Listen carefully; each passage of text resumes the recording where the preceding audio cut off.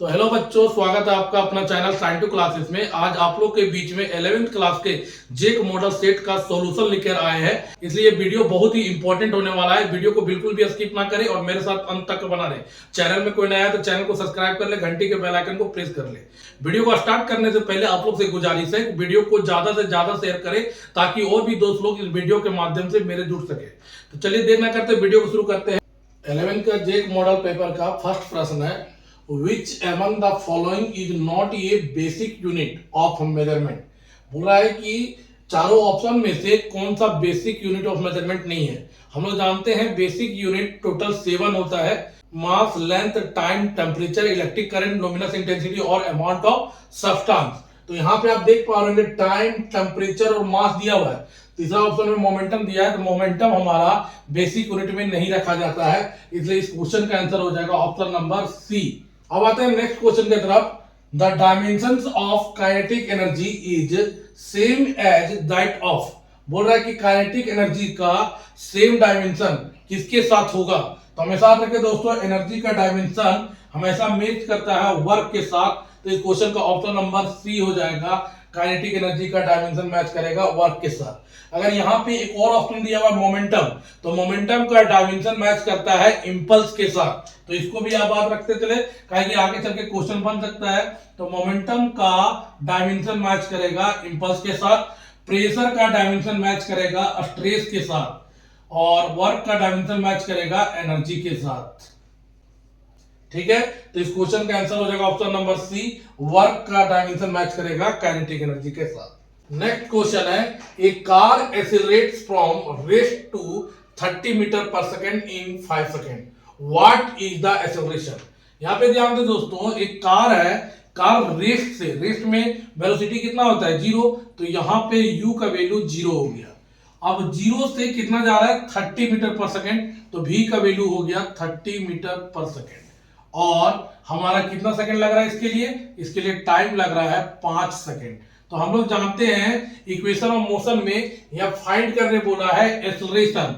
अब v u a और t के बीच का रिलेशन होता है v बराबर u प्लस a t। हमें क्या निकालने बोला है, a निकालने बोल रहा है, तो a बराबर हो जाएगा v minus you by T. v का वैल्यू दिया हुआ 30, u का वैल्यू दिया 0 और टाइम का वैल्यू दिया 5। तो यहाँ पे 30 में से 0 घटाएंगे तो 30/5 काटेंगे तो आएगा 6 मीटर पर सेकेंड स्क्वायर। कौन सा ऑप्शन मैच कर रहा है, तो ऑप्शन नंबर डी मैच कर रहा है। तो इस क्वेश्चन का आंसर हो जाएगा ऑप्शन नंबर डी। दोस्तों आप लोग से गुजारिश है कि वीडियो को ज्यादा से ज्यादा शेयर करें।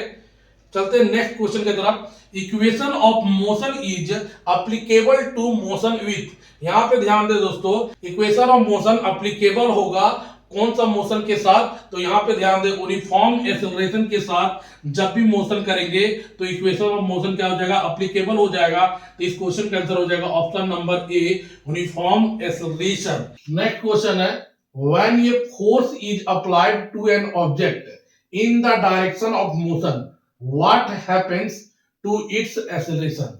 ध्यान दे दोस्तों, कोई ऑब्जेक्ट इधर मोशन कर रहा है, लेफ्ट टू राइट मोशन कर रहा है। अब यहां पे फोर्स लगा दिए, जैसे ही फोर्स लगाए इसका वेलोसिटी क्या हो गया, बढ़ गया। जैसे यहां पे कोई मोशन कर रहा है, हम फोर्स धकेल दिए, तो जैसे धकेले तो फोर्स जैसे ही लगाए उसका स्पीड बढ़ गया। अगर स्पीड बढ़ गया, वेलोसिटी बढ़ गया, तो एक्सेलरेशन क्या होगा, बढ़ जाएगा। तो इस क्वेश्चन का आंसर हो जाएगा option number A, it's increases. ठीक है, तो फोर्स लगाने से एक्सेलरेशन हमेशा बढ़ जाएगा। नेक्स्ट क्वेश्चन है, what is the relationship between acceleration and time for an object moving with constant acceleration। ध्यान दे दोस्तों, ऑब्जेक्ट मूव कर रहा है कांस्टेंट एक्सेलरेशन से, तो एक्सेलरेशन एंड टाइम के बीच में जो रिलेशनशिप होगा वो होगा कांस्टेंट होगा। क्यों, यहां पे ध्यान दे, जैसे इस प्रकार से ध्यान दे, ये हो गया हमारा टाइम और ये हमारा हो गया वेलोसिटी। टाइम के साथ वेलोसिटी धीरे धीरे धीरे धीरे, यहां पे ध्यान दे, वेलोसिटी टाइम के साथ अगर कांस्टेंट है, टाइम के साथ अगर वेलोसिटी कांस्टेंट है, तो एक्सेलरेशन हमारा क्या आ जाएगा, कांस्टेंट आ जाएगा। और एक्सेलरेशन जब कांस्टेंट आएगा तो हमारा जो एक्सेलरेशन और टाइम के बीच में जो रिलेशन होगा वो क्या हो जाएगा, कांस्टेंट हो जाएगा। तो इस क्वेश्चन का आंसर हो जाएगा ऑप्शन नंबर डी। चलते हैं नेक्स्ट क्वेश्चन की तरफ। The resultant of two vectors is maximum when the angle between them is. ध्यान दे दोस्तों, यहाँ पे मैक्सिमम पूछा है, तो मैक्सिमम पूछा है तो दोनों वेक्टर का डायरेक्शन क्या होना चाहिए, सेम होना चाहिए। और सेम होगा तो रिजल्टेंट हमेशा क्या लिखेंगे, सेम डायरेक्शन में होने के कारण ए प्लस बी। यहाँ पे ध्यान दे, ए को 5 यूनिट माने हैं, बी को 4 यूनिट माने हैं, जोड़ेंगे तो ए प्लस बी कितना आ जाएगा, 9 यूनिट आ जाएगा। तो यहाँ पे रिजल्टेंट क्या हो जा रहा है, मैक्सिमम हो जा रहा है। तो सेम डायरेक्शन जब भी रहेगा तो एंगल कितना होना चाहिए, 0 डिग्री। इस क्वेश्चन का आंसर हो जाएगा ऑप्शन नंबर ए, 0 डिग्री। हाँ, अगर बोला जाता मिनिमम रिजल्टेंट तो हमेशा याद रखिए, वेक्टर एक किधर जाता, दूसरा वेक्टर उल्टा साइड से जाता, तो रिजल्टेंट हो जाता हमारा मिनिमम। और यहाँ पे जब भी डायरेक्शन दो वेक्टर का उल्टा हो जाए तो एंगल कितना होना चाहिए, 180 डिग्री। तो इस क्वेश्चन का आंसर हो जाएगा ऑप्शन नंबर डी, 180 डिग्री। यहाँ पे मैक्सिमम पूछा है तो आंसर हो जाएगा 0 डिग्री। अगर यहाँ पे मिनिमम पूछ ले तो एंगल हो जाएगा 180 डिग्री। ठीक है, नेक्स्ट क्वेश्चन है, the scalar product of two vectors is also known as. Scalar product को और भी नाम से जाना जाता है, तो स्केलर प्रोडक्ट को डॉट प्रोडक्ट बोलते हैं। तो इस क्वेश्चन का आंसर हो जाएगा option number B. Next question है, when is the angle of projection for maximum range in projectile motion. तो ध्यान दे दोस्तों, प्रोजेक्टाइल मोशन में रेंज मैक्सिमम कब होता है, तो पहले यहां पे ध्यान दे, रेंज किसको बोलते हैं। प्रोजेक्टाइल मोशन में यहां से कोई बॉल को फेंका गया है, इस प्रकार से यहां पे गिरेगा, तो ये जो हॉरिजॉन्टल डिस्टेंस होता है इसको बोला जाता है रेंज। और इस ये वाला डिस्टेंस मैक्सिमम कब होगा, तो ध्यान दे दोस्तों, जब भी कोई भी वस्तु को 45 डिग्री के एंगल में फेंकेंगे तो हमारा रेंज क्या हो जाएगा, मैक्सिमम हो जाएगा। क्योंकि रेंज का फॉर्मूला होता है u square sine 2 theta by G. तो ध्यान दे दोस्तों, जब थीटा का वैल्यू 45 डिग्री लेंगे तो साइन हमारा क्या हो जाएगा, 90 हो जाएगा। और साइन 90 हो जाएगा, साइन 90 का वैल्यू कितना हो जाता है, 1 होता है। तो यहाँ पे जो रेंज मेरा मैक्सिमम आएगा वो रेंज हो जाएगा u स्क्वायर बाय जी हो जाएगा। तो हमेशा याद रखें, ये भी क्वेश्चन पूछा जा सकता है, मैक्सिमम में रेंज का फॉर्मूला कितना होता है, तो u स्क्वायर बाय जी। और कितना डिग्री में मैक्सिमम होगा, तो 45 डिग्री में। अगर पूछ ले मिनिमम कितना होगा, तो मिनिमम हो जाएगा 90 डिग्री में। मैक्सिमम 45 डिग्री में, मिनिमम कितना हो जाएगा, 90 डिग्री में। अगर हाइट मैक्सिमम पूछे तो मैक्सिमम हाइट कितना हो जाएगा, 90 डिग्री में। ठीक है, तो यहाँ पर रेंज पूछ रहा है, इसलिए क्वेश्चन का आंसर हो जाएगा ऑप्शन नंबर सी, 45 डिग्री। और जब भी रेंज मैक्सिमम होगा उसका फॉर्मूला होगा u स्क्वायर बाय जी। अगर आपको वीडियो अच्छा लग रहा होगा तो वीडियो को लाइक कर दे, चैनल को सब्सक्राइब कर दे और वीडियो को शेयर जरूर कर दे। आप लोग को मुझसे ऑफलाइन कोचिंग पढ़ना है तो मेरा कोचिंग का एड्रेस आपको स्क्रीन में दिख रहा होगा, मेरा फोन नंबर भी आपको स्क्रीन में दिख रहा होगा। आप मुझसे डायरेक्ट कांटेक्ट मेरे कोचिंग में कर सकते हैं या आप मुझसे मेरे फोन नंबर से कांटेक्ट कर सकते हैं। चलिए चलते हैं आगे, क्वेश्चन को डिस्कस करते हैं। नेक्स्ट क्वेश्चन है, ये ball of mass m strikes a rigid wall with velocity u and rebounds with the same speed. The impulse imparted to the ball by the wall. ध्यान दे दोस्तों, बोल रहा है कि एक दीवार है जिसमें बॉल टकरा रहा है और उसका स्पीड कितना दिया है, u। हम जानते हैं कि अगर बॉल u से टक्कर मारेगा तो दीवार भी उस बॉल में कितना वेलोसिटी से टक्कर मारेगा, u से। तो हम जानते हैं, यहाँ पे ध्यान दे, बॉल का जो मास है, मास कितना दिया हुआ m। तो अगर हम इनिशियल मोमेंटम निकालते हैं तो p इनिशियल हो जाएगा हमारा मास इनटू वेलोसिटी, तो यहाँ पे हो गया mu। अगर फाइनल मोमेंटम निकालते हैं तो p फाइनल, और p फाइनल हमारा होता है, यहाँ पे ध्यान दे, मास इनटू वेलोसिटी, तो यहाँ पे मास इनटू वेलोसिटी, और अपोजिट डायरेक्शन होने के कारण क्या हो जाएगा, माइनस। ठीक है, और यहाँ पे पूछ रहा है क्वेश्चन इंपल्स, तो इंपल्स जो हमारा होता है, इंपल्स बराबर चेंज इन मोमेंटम। और चेंज इन मोमेंटम कैसे निकालेंगे, p final minus p initial, और p फाइनल कितना दिया हुआ है, माइनस mu, और p इनिशियल कितना दिया हुआ है, mu। जोड़ेंगे तो कितना आ जाएगा, माइनस 2mu। इस क्वेश्चन का आंसर हो जाएगा option number D, minus 2mu। समझ आया होगा, एक दीवार लिया हुआ है, दीवार में m मास का बॉल u वेलोसिटी से टक्कर मारा है, तो दीवार भी उस बॉल में टक्कर मारेगा कितना वेलोसिटी से, u वेलोसिटी से। तो यहाँ पे जो मोमेंटम हो जाएगा, initial momentum mass into velocity, तो mu। फाइनल मोमेंटम हो जाएगा अगेन mu, लेकिन अपोजिट डायरेक्शन होने के कारण माइनस। और इंपल्स क्या होता है, चेंज इन मोमेंटम, और चेंज इन मोमेंटम कैसे निकालते हैं, p final minus p initial, mu minus में है और माइनस फिर इधर mu, माइनस माइनस 2mu हो जाएगा। इस क्वेश्चन का answer option number D correct है। उम्मीद करते हैं आपको समझ आ रहा हो। नेक्स्ट क्वेश्चन है, लुब्रिकेशन इज यूज्ड टू। बोला लुब्रिकेशन का यूज करने से क्या होता है। तो ध्यान दो दोस्तों, लुब्रिकेशन मतलब हो गया ग्रीस। ग्रीस लगाने से क्या होता है, घर्षण फ्री होता है, घर्षण को कम करते हैं। जहां पे फंसते हैं वहां पे ग्रीस लगाया जाता है ना, उसी प्रकार से फ्रिक्शन को कम करने के लिए, फ्रिक्शन को डिक्रीज करने के लिए लुब्रिकेशन का यूज होता है। तो इस क्वेश्चन का आंसर हो जाएगा option number B. Next question है, a force of 10 newton act on a body of mass 1 kg, then the acceleration produced in your body.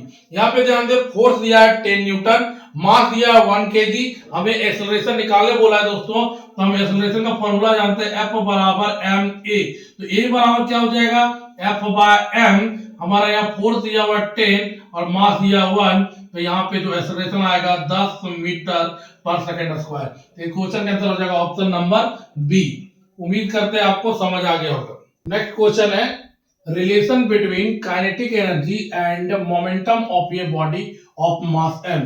यहाँ पे बोल रहा है काइनेटिक एनर्जी और मोमेंटम के बीच का रिलेशन निकालने बोला है। तो यहाँ पे ध्यान दे दोस्तों, काइनेटिक एनर्जी बराबर होता है half mv square. Kinetic energy बराबर mv स्क्वायर, नीचे 2 दिया हुआ है, यहाँ पे स्क्वायर कर रहे हैं तो यहाँ पे m से मल्टीप्लाई कर रहे हैं। काइनेटिक एनर्जी बराबर m इंटू v क्या होता है, मोमेंटम होता है p, और यहाँ स्क्वायर लिखा है तो स्क्वायर लिख दिए, और नीचे कितना हो गया 2m। तो ये हमारा मोमेंटम और काइनेटिक एनर्जी के बीच का रिलेशन है। तो इस क्वेश्चन का जो आंसर हो जाएगा वो हो जाएगा option number D, kinetic energy बराबर p स्क्वायर बाय 2m। ऐसे क्वेश्चन हमेशा एग्जाम में पूछा जाता है, तो वेरी वेरी इंपॉर्टेंट है। नेक्स्ट क्वेश्चन है, what will be the kinetic energy of an object when its velocity is tripled. मतलब काइनेटिक एनर्जी का फॉर्मूला होता है हाफ mv स्क्वायर। यहाँ पे ध्यान दें, ये कांस्टेंट है बाबू, तो वेलोसिटी है ना, वेलोसिटी को क्या कर रहा है, ट्रिपल बढ़ा रहा है, मतलब 3 का स्क्वायर कर देंगे तो कितना टाइम काइनेटिक एनर्जी बढ़ जाएगा, 9 टाइम्स काइनेटिक एनर्जी बढ़ जाएगा। कितना टाइम्स बढ़ेगा, 9 टाइम्स काइनेटिक एनर्जी बढ़ जाएगा। तो क्वेश्चन का आंसर हो जाएगा ऑप्शन नंबर सी, 9 टाइम्स। अगर यहाँ पे डबल आता तो 4 टाइम्स। तो ऐसा क्वेश्चन आते हैं अक्सर, तो आप देख लीजिएगा, ठीक है। नेक्स्ट क्वेश्चन है, 1 हॉर्स पावर 1 HP बराबर कितना होता है। तो 1 HP बराबर 746 वाट होता है। इस क्वेश्चन का आंसर हो जाएगा ऑप्शन नंबर ए। नेक्स्ट क्वेश्चन है, kWh kilowatt hour is the unit of. बोला किलोवाट आवर किसका यूनिट होता है, तो ये एनर्जी का यूनिट होता है। इस क्वेश्चन का आंसर हो जाएगा option number B. Next question है, which of the following is the translatory analogy of moment of inertia. यहाँ पे पूछ रहा है मोमेंट ऑफ इनर्शिया का एनालॉजी क्या होगा। तो ध्यान दे दोस्तों, जो भी मेरे पास क्लास कर रहे होंगे उसको अच्छे से पता होगा कि मोमेंट ऑफ इनर्शिया का एनालॉजी क्या होता है। एम से मोमेंट, एम से क्या हो रहा है यहाँ पे मास, तो यहाँ पे आपको दिख पा रहा होगा ऑप्शन नंबर डी, मास हमारा मोमेंट ऑफ इनर्शिया का एनालॉजी है। मोमेंट ऑफ इनर्शिया कैसा क्वांटिटी है, ये हमारा टेंसर क्वांटिटी है। मोमेंट ऑफ इनर्शिया का यूनिट क्या होता है, तो यूनिट हो जाता है केजी मीटर स्क्वायर, ठीक है। मोमेंट ऑफ इनर्शिया कैसा क्वांटिटी है, टेंसर क्वांटिटी है। मोमेंट ऑफ इनर्शिया का एनालॉजी क्या हो जाएगा, मास हो जाएगा। कैसे याद रखना है, एम से मोमेंट, एम से मास, तो मोमेंट ऑफ इनर्शिया का एनालॉजी हो जाएगा मास। इस क्वेश्चन का आंसर हो जाएगा ऑप्शन नंबर डी। बच्चों चलते हैं नेक्स्ट क्वेश्चन की तरफ। Question number 20, where is the centre of mass of a uniform rod located. यहाँ पे ध्यान दे, एक रॉड है यूनिफॉर्म, इसका सेंटर ऑफ मास कहाँ होगा, बीचों बीच पॉइंट होगा। सेंटर ऑफ मास कैसे निकालते हैं, वैसा पॉइंट जहां से हम बॉडी को बैलेंस कर सके, उस पॉइंट को बोलते हैं सेंटर ऑफ मास। तो यहाँ पे ध्यान दे, रोड का क्या हो जाएगा, mid point of the road हो जाएगा। तो इस क्वेश्चन का आंसर हो जाएगा option number B, mid point of the road. Next question है, what is the moment of inertia of a solid sphere of mass m and radius r about its diameter. ध्यान दे दोस्तों, solid sphere जिसका मास m दिया हुआ है, radius r दिया हुआ है, इसके डायमीटर से मोमेंट ऑफ इनर्शिया कितना आएगा। तो ध्यान दे, मान लेते हैं ये सॉलिड स्फीयर है और ये इसका डायमीटर है। तो यहाँ पे पूछ रहा है कि इसके डायमीटर से मोमेंट ऑफ इनर्शिया कितना आएगा। तो जब भी याद रखें दोस्तों, सॉलिड स्फीयर का डायमीटर से मोमेंट ऑफ इनर्शिया पूछेगा तो हमेशा याद रखें इसका आंसर हो जाएगा 2/5 mr स्क्वायर। इस क्वेश्चन का आंसर हो जाएगा option number B, 2/5 mr square. दोस्तों एक क्वेश्चन ऐसा जरूर रहेगा आपके एग्जाम में, कहीं रिंग पूछ ले, कहीं सर्कुलर डिस्क पूछ ले, कहीं होलो स्फीयर पूछ ले, तो ऐसा जरूर आएगा। आप इसको जरूर तैयार करके जाए सॉलिड एस्पायर का। दोस्तों आप लोग से गुजारिश है कि आप लोग वीडियो को देखते हैं पर वीडियो को लाइक नहीं करते, तो प्लीज दोस्तों वीडियो को लाइक जरूर करें और वीडियो को शेयर जरूर कर दें अपने प्यारे प्यारे दोस्तों के पास। इसके लिए मैं आपको तहे दिल से शुक्रिया करता हूं। चलते हैं नेक्स्ट क्वेश्चन की तरफ। नेक्स्ट क्वेश्चन है what is the escape velocity of earth. बोल रहा है कि अर्थ के ग्रेविटेशनल फील्ड को पार करने के लिए जब सैटेलाइट लॉन्च होता है कितना वेलोसिटी से फेंका जाए कि अर्थ के ग्रेविटेशनल फील्ड को पार कर दे। मतलब पृथ्वी के गुरुत्वाकर्षण को पार करने के लिए जो वेलोसिटी होता है वह वेलोसिटी होता है 11.2 किलोमीटर पर सेकंड। एक सेकंड में 11.2 किलोमीटर हो जाएगा। इस क्वेश्चन का आंसर हो जाएगा ऑप्शन नंबर डी। ठीक है। नेक्स्ट क्वेश्चन है in an electrical orbit where is the sun located. ध्यान दे दोस्तों, अगर इलिप्टिकल ऑर्बिट इस प्रकार से होता है, यहाँ पे अर्थ होता है और यहाँ पे सन होता है और सन जो प्रेजेंट होता है उसको बोलते हैं फोसी। तो यहाँ पे ध्यान दे दोस्तों, इस क्वेश्चन का आंसर हो जाएगा, पूछ रहा है सन कहाँ पे लोकेटेड होता है, तो वो लोकेटेड होता है at one of the foci में। तो इस क्वेश्चन का आंसर हो जाएगा हमारा option number B. Next question है, इस क्वेश्चन को तो आप लोग नॉर्मल क्लास में पढ़े होंगे। The weight of an object on the moon is approximately blank of its weight on earth. ध्यान दे दोस्तों, मून पे पूछ रहा है कितना वेट होगा अर्थ के कंपेयर में। हमें याद रखें अगर अर्थ में 60 केजी है, अगर अर्थ में 60 है तो मून में कितना हो जाएगा 1/6 मतलब 10 हो जाएगा। तो इस क्वेश्चन का आंसर हो जाएगा ऑप्शन नंबर ए 16। हमेशा याद रखें मून में अर्थ के कंपेयर में 1/6 हो जाता है, लेकिन मास कभी भी चेंज नहीं करेगा, वेट चेंज करेगा। मास कभी भी चेंज नहीं करेगा, मास हर जगह पे कांस्टेंट होता है, वेट चेंज करता है। और वेट कितना चेंज होगा, अगर अर्थ में 60 है तो मून में कितना हो जाएगा 10 हो जाएगा, मतलब 1/6 टाइम्स हो जाता है। तो इस क्वेश्चन के अंदर हो जाएगा 16। नेक्स्ट क्वेश्चन है for a satellite moving in an orbit around the earth the ratio of kinetic energy और पोटेंशियल एनर्जी। यहाँ पे काइनेटिक एनर्जी और पोटेंशियल एनर्जी के बीच का रेशियो निकालने बोल रहा है। तो जब काइनेटिक एनर्जी और पोटेंशियल एनर्जी के बीच का रेशियो निकालेंगे तो इसका आंसर हो जाएगा ऑप्शन नंबर ए 1/2। ठीक है, आगे चलते हैं। नेक्स्ट क्वेश्चन है the restoring force per unit area is known as. Restoring force per unit area क्या कहलाएगा, स्ट्रेस कहलाएगा। इस क्वेश्चन के अंदर हो जाएगा option number C. Next question है substance which can be stretched to cause large strains are called। तो इसको बोला जाता है इलास्टोमर। इस क्वेश्चन के अंदर हो जाएगा option number D elastomer. Next question है 1 पॉइज इक्वल टू कितना होता है, तो 1 पॉइज इक्वल टू होता है 0.1 न्यूटन सेकंड पर मीटर स्क्वायर। ये वेरी वेरी इंपॉर्टेंट क्वेश्चन है दोस्तों, इसको आप जरूर रखें। नेक्स्ट क्वेश्चन है the frictional resistance for fluids in A motion is. बोला फ्रिक्शनल रेजिस्टेंस क्या होगा जब फ्लूइड्स मोशन करेगा, तो हमेशा याद रखें प्रोपोर्शनल होगा। किसका प्रोपोर्शनल होगा, सरफेस एरिया ऑफ कांटेक्ट। मतलब कोई सरफेस इस प्रकार से और फ्लूइड्स को यहाँ पे डालेंगे तो फ्लूइड्स जितना एरिया को पकड़ के रखेगा उतना उसका फ्रिक्शनल रेजिस्टेंस क्या होगा, ज्यादा होगा। जितना ज्यादा पकड़ के एरिया को रखेगा उतना ज्यादा फ्रिक्शनल फोर्स हो जाएगा, मतलब प्रोपोर्शनल हो जाएगा सरफेस एरिया ऑफ कांटेक्ट का। इस क्वेश्चन के आंसर हो जाएगा option number D. Next question है बहुत इंपॉर्टेंट क्वेश्चन है A drop of water is broken into 2 drops. The sum of which property of the 2 drops is equal to the of the single one. ध्यान दे दोस्तों, एक drop है उसको 2 part में बांटा गया है और दोनों पार्ट में जब बांटा गया है तो दोनों को जब जोड़ेंगे तो दोनों का वॉल्यूम एक सिंगल वॉल्यूम के बराबर हो जाएगा। इस क्वेश्चन का आंसर हो जाएगा option number D volume. When water is heated from 0 degree Celsius to 4 degree Celsius the volume of water. ध्यान दे दोस्तों, जब 0 से 4 डिग्री सेल्सियस तक वाटर को हीट करेंगे तो उसका वॉल्यूम क्या करेगा, इंक्रीज होगा। इस क्वेश्चन का आंसर होगा option number C increases. Next question है the absorptive power of perfectly black body is. यहाँ पे परफेक्टली ब्लैक बॉडी का एब्जॉर्प्टिव पावर पूछ रहा है, तो हमेशा याद रखें दोस्तों इसका आंसर हो जाएगा ऑप्शन नंबर सी 1 या तो 100%। नेक्स्ट क्वेश्चन है first law of thermodynamics list 2। तो ध्यान दे दोस्तों, फर्स्ट लॉ थर्मोडायनेमिक्स किसको लीड करता है, कंजर्वेशन ऑफ एनर्जी। तो इस क्वेश्चन का आंसर हो जाएगा option number C.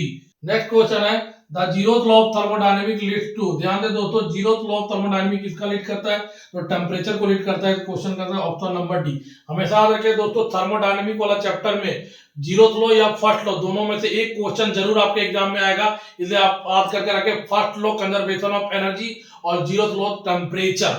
Next question आते हैं, यूनिवर्सल गैस कांस्टेंट का एसआई यूनिट पूछा है। इस क्वेश्चन का आंसर हो जाएगा जूल पर मोल पर केल्विन। ये क्वेश्चन का आंसर हो जाएगा ऑप्शन नंबर बी। ठीक है, यूनिवर्सल गैस कांस्टेंट को आर से डिनोट करते हैं, इसका यूनिट हो जाएगा जूल पर मोल पर केल्विन। नेक्स्ट आते हैं, in monoatomic gas molecules degree of freedom is. ध्यान दे दोस्तों, डिग्री ऑफ फ्रीडम को एफ से दिखाते हैं, जिसका फॉर्मूला होता है एफ बराबर 3l - r। और मोनोएटॉमिक गैस में जो नंबर ऑफ मॉलिक्यूल होता है 1 और यूनिवर्सल गैस कांस्टेंट जो r लेते हैं वो 0 होता है। जब इसको यहाँ पे बैठाएंगे तो 3 × 1 - 0 ये हो जाएगा हमारा 3, इसका आएगा आंसर। इस क्वेश्चन का आंसर हो जाएगा option number B, monoatomic gas का जो डिग्री ऑफ फ्रीडम होगा 3 हो जाएगा। नेक्स्ट क्वेश्चन है, what is the time period of your pendulum that completes 10 oscillations in 20 second. यहाँ पे ध्यान दें दोस्तों, एक पेंडुलम है जो 10 ऑसिलेशन को 20 सेकेंड में कंप्लीट करता है। इसका टाइम पीरियड पूछा है, कुछ नहीं करना दोस्तों, 10 को 20 से डिवाइड कर देना, तो इसका आंसर आ जाएगा 0.5 सेकेंड। इस क्वेश्चन का आंसर हो जाएगा option number D, 0.5 second. Next question आते हैं, what is SI unit of frequency. Frequency का एसआई यूनिट क्या होता है, तो फ्रीक्वेंसी का एसआई यूनिट हर्ट्ज होता है। इस क्वेश्चन का आंसर हो जाएगा ऑप्शन नंबर ए। नेक्स्ट क्वेश्चन है, Which of the following is an example of transverse wave?